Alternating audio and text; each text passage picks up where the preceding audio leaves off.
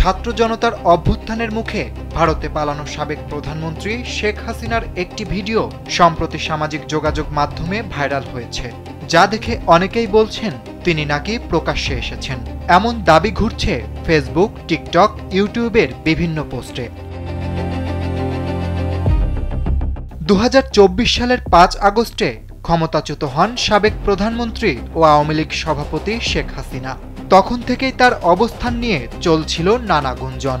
এই প্রেক্ষাপটেই সম্প্রতি ছড়িয়ে পড়া একটি ভিডিওতে দাবি করা হয় এটি নাকি দিল্লিতে শেখ হাসিনার নেতাকর্মীদের উদ্দেশ্যে দেওয়া সাম্প্রতিক বক্তব্যের একটি দৃশ্য। স্যান্ডেলিনা সো, রূপচর্চায় আভিজাত্য।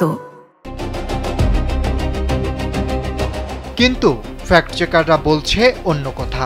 রিউমার স্ক্যানার টিমের অনুসন্ধানে দেখা যায় ভিডিওটি আসলে এই সময়কার নয়, বরং 2018 সালের পুরনো ফুটেজ।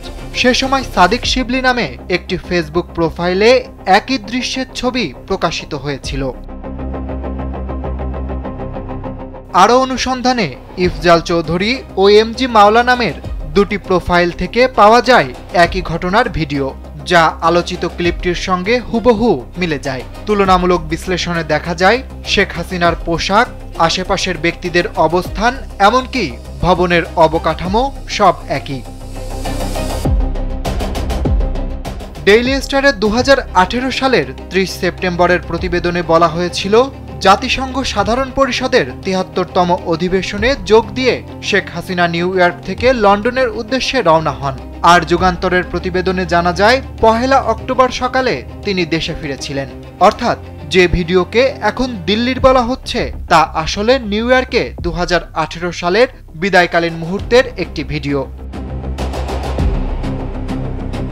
সুতরাং দিল্লিতে শেখ হাসিনার সাম্প্রতিক জনসম্মুখে আসার দাবিটি ভিত্তিহীন এবং বিভ্রান্তিকর। পুরনো ভিডিওকে নতুন রূপে ছড়িয়ে ভুল তথ্য প্রচার করা হয়েছে বলে নিশ্চিত করেছে রিউমার স্ক্যানার। অরিত্র বাসু, কালবেলা।